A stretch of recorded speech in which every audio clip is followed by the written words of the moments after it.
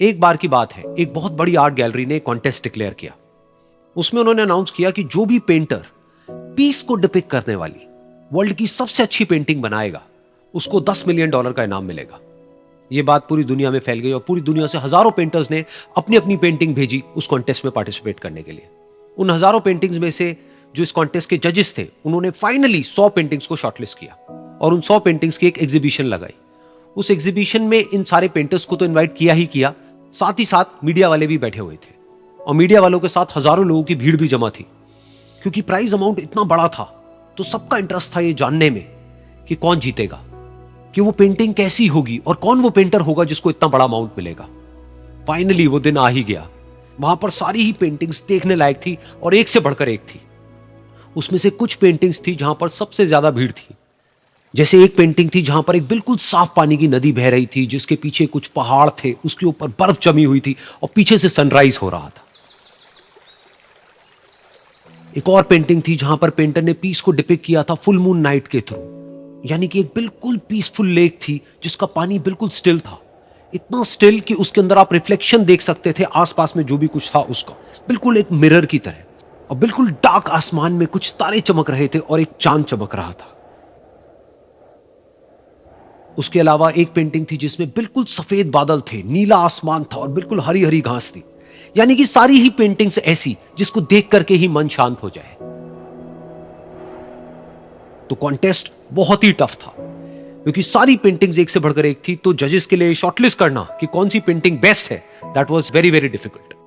लेकिन वो मोमेंट आ ही गया जब जजेस ने अपना माइंड मेकअप कर लिया और एक पेंटिंग को इन सारी पेंटिंग्स में से सिलेक्ट कर लिया और उस पेंटिंग को एक बड़े से कर्टेन के पीछे रख दिया।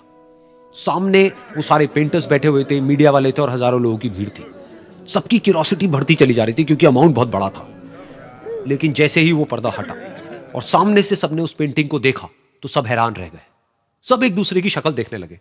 किसी को कुछ समझ नहीं आ रहा था कि एक्चुअल में हो क्या रहा है, क्योंकि वो पेंटिंग जो वहां पर दिख रही थी वो दूर दूर तक शांति को डिपिक्ट नहीं कर रही थी।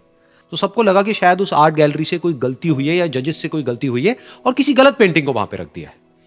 तो कुछ पेंटर्स एक साथ गए, जाकर के उस आर्ट गैलरी के ओनर से मिले और जाकर के उससे पूछा कि क्या ये कोई गलती है, गलती से कहीं कोई गलत पेंटिंग तो आपने वहां पे नहीं रख दी है।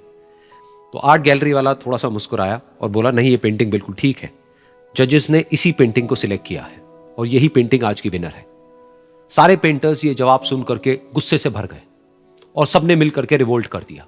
और ये देख करके सारे मीडिया वाले अपनी अपनी जगह से खड़े हुए और भागते हुए गए उस आर्ट गैलरी के ओनर के पास में और अपने अपने माइक्स उनके मुंह के आगे कर दिए।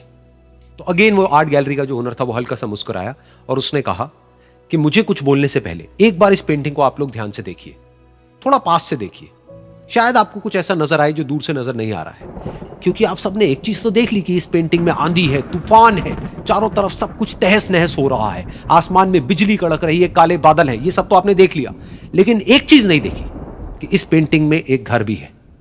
उस घर में एक छोटी सी खिड़की है जहां पर एक आदमी खड़ा हुआ है। ध्यान से जाकर के देखिए, वो जो आदमी खड़ा हुआ है और बाहर देख रहा है उस घर से, उसके चेहरे पर कोई डर नहीं है, बल्कि एक हल्की सी मुस्कान है, एक ठहराव है, एक सुकून है। और यही है शांति का असली मतलब। यानी कि शांति का मतलब यह नहीं है कि हमारे बाहर सब कुछ शांत है और फिर हम शांत हैं, क्योंकि वो टेम्पररी है। असली शांति का मतलब यह है कि हमारे बाहर चाहे जो कुछ भी हो रहा हो, हम अंदर से पूरी तरह से शांत हैं, हमारा मन शांत है। क्योंकि जिसका मन शांत नहीं है, उसको चाहे आप कितनी भी सुंदर से सुंदर जगह पर ले जाकर के बिठा दो, वो वहां पर भी जाकर के दुखी ही रहेगा। लेकिन दूसरी तरफ से जिसका मन शांत है, उसके बाहर चाहे कुछ भी हो रहा हो, चाहे मौसम कैसा भी हो, चाहे उसके आसपास में सब कुछ तहस नहस हो रहा हो, तूफान हो, लेकिन वो अंदर से बिल्कुल शांत रहेगा। और यही है